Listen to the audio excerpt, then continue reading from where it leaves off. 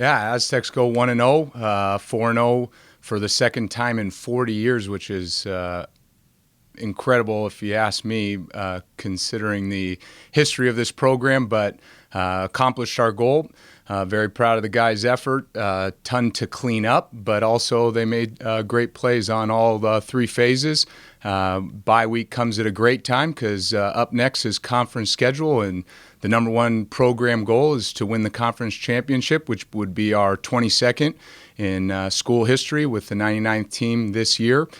So we're really excited about that, and I get a chance to get younger guys some reps this week to see, especially up from my end on special teams, who's going to help us contribute to the special teams going forward into conference play. Thank you, Coach. Open it up for questions.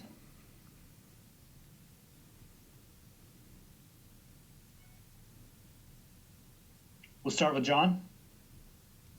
Hey, Coach, congrats again on the win on Saturday. For Matt Araiza's, for him specifically, what makes it so challenging to be both a good place kicker and a good punter? Hey, John, good to see you. Thank you. With Matt being a place kicker and a punter, I think it's mostly his technique. He's got a great savvy for striking the ball because both are completely different in terms of how you kick the ball. One you're dropping from your hand, the other one's placed on the ground. But I think that is something he's learned from his soccer background and bringing up with his dad. Growing up, as he's mentioned earlier in earlier press conferences, that's a huge advantage to him having success.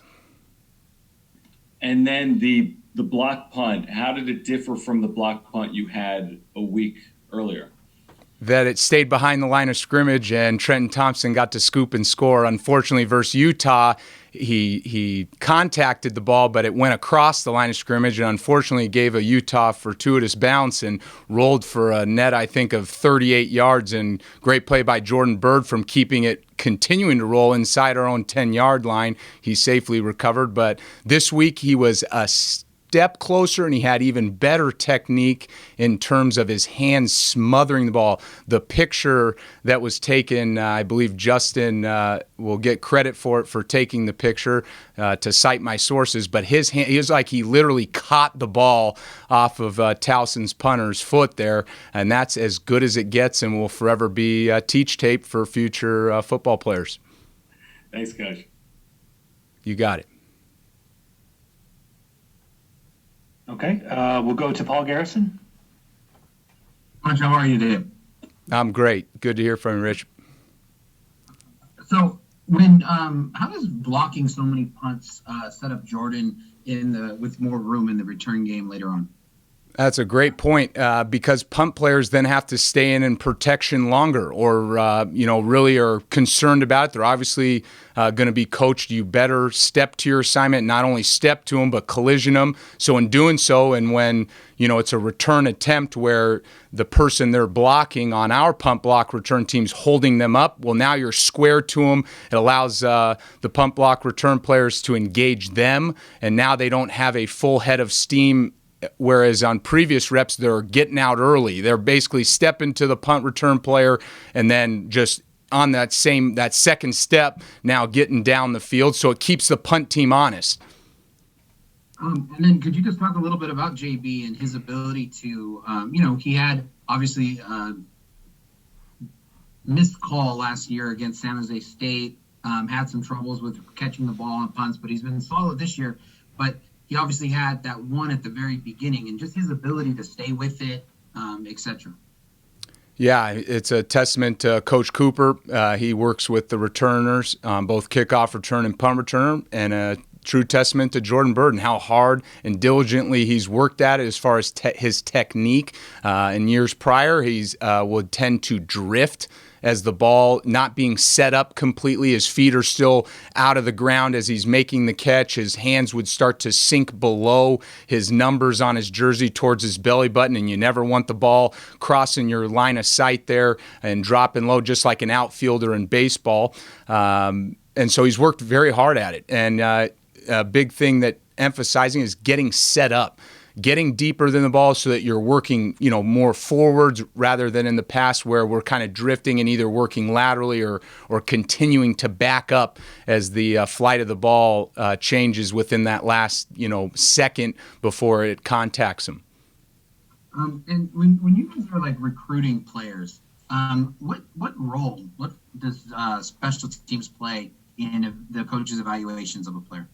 It says a lot about the player that the coaching staff feels that not only they can't take him off the field, and a lot of times in high school they're playing offense and defense, for them to then play special teams tells us a lot about what's between their rib cage in terms of their heart and desire to continue to be out there, because undoubtedly that if you're a Division I athlete, you're the best player on your team in your county, but the fact that you make a difference on special teams, also you never come off the field, and that they make a difference in that regard also shows to their athleticism. Punt catching, kickoff return catching, and guys covering and making tackles as we evaluate them coming out of high school only improves their stock and oftentimes gives them the advantage on a peer that's in their same recruiting class that gives them the edge in us offering them. So the last question, how many of the guys, you just alluded to how good they are in high school, how many of the guys would you say roughly do end up playing all phases of the game like that? That's something that you see in camp. When you get to evaluate them and see them in person, guys have different gifts, whether it's speed. You definitely see more defensive players on coverage teams. Why? Because of tackling. We obviously drill it here, so we have offensive players on both the return and coverage teams, but inherently the defensive players have more practice and reps at tackling. Therefore, you find them mostly on the coverage teams. And on the return teams, you got the receivers, the running backs who are involved in pass protection, as well as the receivers being in the run game, guys that are physical, know how to engage with their hands and then sustain blocks. And then for them being on all four, it also takes into consideration how much they're playing in the game. For instance, you bring up Trenton Thompson. He's going to play every snap on defense for us for the most part. So it's on my end and our coaching staff end, it's being smart too that, there's guys that are ready to go in at his position. For instance, he plays on punt, and he won't go on every punt because the defensive may have just gone on a long series, forced the opposition to punt, and then now potentially the offense goes 3 and out. Now he's back up on punt and then back out on defense. So guys on the team here are athletic enough to play on all four, and sometimes as a coaching staff, being smart about what teams they're on and utilizing what they do best as well. Perfect. Thank you so much. You got it. Thank you, Paul. And we'll go to Derek. Hey, Coach, how you doing today? Great. How are you? Doing well, thanks. I'm going to get deep in the weeds and special teams minutia here because I'm kind of geeking out on this like you do. You had the one return by Utah, but other than that, you guys have been really good in the punt coverage game. And it's really easy to outpunch your coverage when you got a guy with a leg like Matt does. But that doesn't seem to be the case. Is that because he's putting crazy hang time on these and giving his return team time to get down there? They're just doing a really good job of bringing ball carriers down, or both? I definitely believe it's both. Some of the rep versus Covey at Utah was not Matt's best hit. For instance, he leaves it in the middle of the field. I think it landed about the left hash. And now you give a Division I athlete, 53 1/3 yard width of the field, and guys took their shot. And that's how they're coached to do. When you're the first guy down there, you don't have a teammate in front of you, go to make the play. Don't worry about breaking down and worrying about everybody else getting there. We'll work leverage off of you, and we failed to do that. We did get it contained, but guys stayed blocked. Credit to Utah. But the guys have a great understanding for it, evidently in this season's production in the first 4 games. So case in point, Hunter, number 0 for Towson, catches it. The ball bounces. He retreats to get it, but you see Pat McMorris, jersey 33, closing down and does a much better job of improving from the Utah game versus Towson, taking one more step and then launching. You see him run right through his torso rather than the week prior, not taking one more step to close. He dives at Covey's feet for Utah, breaks the tackle. Matt Araiza misses the tackle. We got guys that stay blocked. We never want to stay blocked, disengaged. The only way you make your tackles getting off the blocker. So definitely a combination of both. Matt is hitting kickoffs for punt, and guys are just running down there with their hair on fire, working to take their shot and having leverage. And he's got a couple of 70-plus yard punts on his resume already this year. But he's also in the top 10 and putting him inside the 20, which takes some touch. How do you have a guy who can learn how to not only kick the ball as far as he can, but also do it with some touch, like he's pulling a wedge out and sticking the ball close to the pin? Just like your caddy would tell you what's the distance to the hole, well, it definitely depends on where you are yard line wise before you punt. So predetermining in his mind and in his training, the closer you get to midfield, changing the drop angle of the ball before he meshes it with his foot to give it a more end over end Aussie style is how it's coined, to allow it to not only hang up a little longer, but then also where, just like a wedge in the golf bag, the angle in which it elevates it rather than creating the horizontal distance where it's going more than 50 yards in the air. Yeah, we got a guy who we know pretty well in San Diego here, in Darren Bennett, who really brought that Australian type to kick to the NFL and to the American football in general.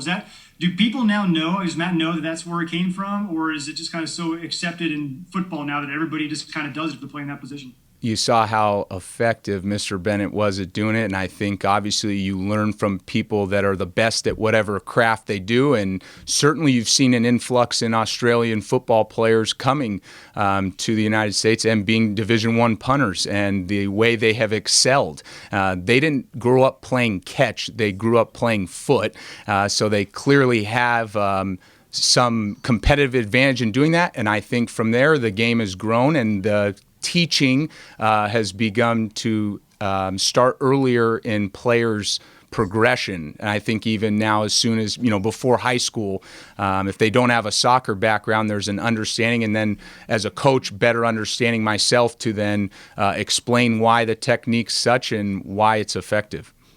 And then one more for me, a little bit off topic, but Jamal Agnew, a local kid, grabs a missed field goal and goes 109 yards yesterday. As a special teams coach, is that your biggest dream or worst nightmare? Depends if I'm on Jamal Agnew's team or not. It is what a savvy play, and no big deal out of USD. He's done it at all levels while he was here in San Diego and then in the pros. And then unfortunate shout out here as I watched it on the game highlights. It looked like Aaron Brewer, the standout long snapper for San Diego State and teammate of mine, was down there first, and he didn't take his shot. He kind of broke down, ball bounces. What a nightmare to be in. And you have to cover. And we tell our guys anytime the ball's at the 30-yard line or deeper, after you protect, you're covering for that very reason. Or if they don't have a returner back there, what happens if there's a Leon Lett on the field goal block team that goes hustling back there and accidentally touches it because he doesn't know the rules? So definitely one of those special teams plays we talk about that you never need it or realize how important it was until it shows up. Thanks, Coach. Appreciate it. You got it. Thank you, Derek. And we'll go to Troy. Hey, Coach. So often you kind of just hit on it there where, depending on what side you're on with Jamal Agnew's team, if it's against you, you hate it. Oftentimes you talk about special teams and the mistakes that are made and that cost you the game. How good does it feel to have your Aztecs playing well on special teams, that they make a difference on the positive side so often? Oh, it means everything, and they work their butts off, and for them to be productive makes meetings a lot of fun, because even for the stuff we need to correct, which is open field tackling, among other things, is that you get to have a lot of fun. So many of these examples will forever be, teach tape for the future Aztecs to come, because it's a lot of fun to see the guys put drill work and techniques, and then when the lights are on, when it's game day, them coming through and executing. And we have a lot of fun in the meetings for those positive plays, such as the punt blocks and the touchdowns. Guys, we have a lot of fun. And Coach, with Matt, in the Utah game, he not only had some great punts, he also had some great punt coverage and some hard hits. And I'm wondering if he's told you his philosophy on, it's because a lot of times punters and kickers, they might make a beeline for the sideline after they do their job, but it appears he does not do that. Well, at San Diego State, the specialists are tied in with the defensive side of the ball in terms of going to the defensive team meetings. They're incorporated in the tackling drills because obviously it shows up, and we play with 11 men, so it's 11 hats to the ball, not 10 and the punter just in case or the kicker just in case. And to answer your question, Matt Araiza does not like wearing San Diego State gear on campus because inherently guys ask him, "Are you on the football team?" And guys and gals ask him that, and to his chagrin, he goes, "Yeah." And they go, "What do you play? Punter or kicker?" And they kind of give the, "Oh, no big deal." I think that fires him up. And just as I've mentioned to you and as you guys have seen, might as well change his position title to athlete, ATH, instead of just punter/kicker, which he's doing a great job of. But I think that really is a self-motivation to show that he's one of the Aztecs, he's one of the guys, and he's a football player above all else. And does that fire you and the rest of the team up when you see him make a play like that, or does it scare you? Oh, that's a great point, because I was just about to tell you, I'm looking at the other 10 guys on the punt and kickoff coverage, and I'm pointing out on the laser pointer on the film, how come our punter or kicker is making this tackle and all 10 of you are watching, or he's running by you, or whatever the case is. So it fires me up both ways. One, he's a football player. That's the standard. But two, hey, guys, do I have the right guys out here? Because this is not okay that our punter and kicker is leading the team on special teams and tackles. Great. Thank you so much, Coach. You got it. Thank you, Troy. And we'll end with Kirk. Hey, Doug. I wanted to ask you, have there been any changes this year in your approach or personnel for special teams, like more starters being used or anything? Or, how do you explain so much more success this year than the previous 2 years? Hey, Kirk, great question. A little bit of both. Experience means everything for my end on what schemes are working. Oftentimes, my self-reflection, I have too much in the game plan where you're changing players' assignments. Those are things I've learned as a young coach that is more to your detriment than trying to exploit the other teams schematically. Let the players have less assignments to be more productive, more confident about what they're doing. And then there's certainly about having the right guys on the field. And the guys know in this culture at San Diego State how important special teams are. That has not changed. Why guys are having more success, I think they have a great understanding of, in having me with the schematics, having a better understanding now. That certainly plays a huge role. And then number two, I see them having success and then being able to show that on film only ups the ante for the younger players that may not have as much experience on what the expectation is and how to do it. Having more examples of that has its snowball effect in positively influencing the other guys to then step their game up. And are you using more receivers or running backs now as opposed to maybe DBs on special teams, or what is the personnel kind of mixture? I think that's been the same. In reflecting on the depth chart, the best players are going to play, and that's Coach Hoke's philosophy, and that's been great. Not once is there a guy like, oh, he's an untouchable, he can't be on special teams because he starts. But to my point earlier, a guy like Trenton Thompson that I brought up, several other players, Kagan Williams starting to get more carries. It's about having, what we've been able to do is create more depth. So that's given me more freedom now. Yeah, Trenton's going to start, but maybe there's a point in the game where the next guy's up. Well, that next guy up has been a heck of a lot more ready to go, and partly on the coaching end, limiting their assignments on what they need to do, on what you're calling and asking them to do, has certainly helped them to play faster.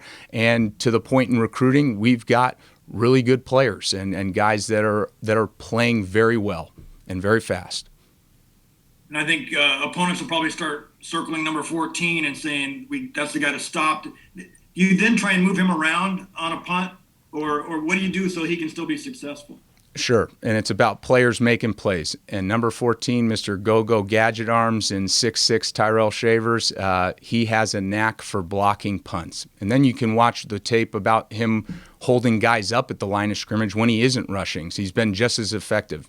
To your point, absolutely, move him around. But to my previous point, even if he stays where he is, what happens to the punt protection? Then their eyes are on him and they're checking their protection to then make sure they stay in and block him. Well, that's just as good to us because that means one less guy covering down the field and getting in the face of our punt returner. So a little bit of both to answer your question, but I'm going to be very smart about making sure he's confident in knowing what to do and how to do it without changing too many things. Historically, I always seem in my mind to think about seeing the kicker or the punter as the last guy down the field, and maybe that's because he's a little reluctant to engage. But with Matt going so hard at it, who do you have as like the last line of defense, and how's that strategized?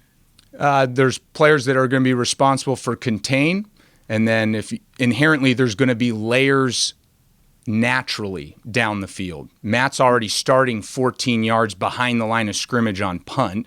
To then tell him that he is a bullet, that won't happen, but he certainly acts as one by way of coming from distance, from depth. Same with the three, we call them the shield players that are in front of the punter. They're inherently deeper than the guys that are at the line of scrimmage to start the play. They are told to then be fold players as far as finding the hole so that they can see it from depth to then fill. There's no such thing as having a safety on punt or kickoff. And the rationale is if you're coaching them to be a safety, they're going to be flat foot 30 yards away from the ball, and that does you no good, let alone their chances of making the tackle in the open field drastically goes down. So all 11 players are to be to the ball, and as far as assignment-wise, there'll be jobs as far as having contain and being a fold player where you're layering yourself into coverage.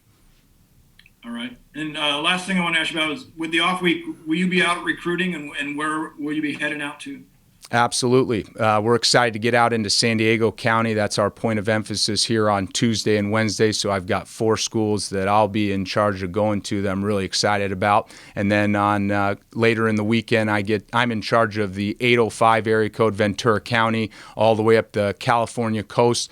Get to see some great football action. There's a game Thursday night, and I don't believe I can speak to where I'm going and who I'm going to see, but get to see Thursday night lights and Friday night lights. So really excited now that COVID restrictions have allowed us to get back out on the road to go watch high school football, because that's the absolute best. What's the biggest takeaway you get from actually being to be there in person?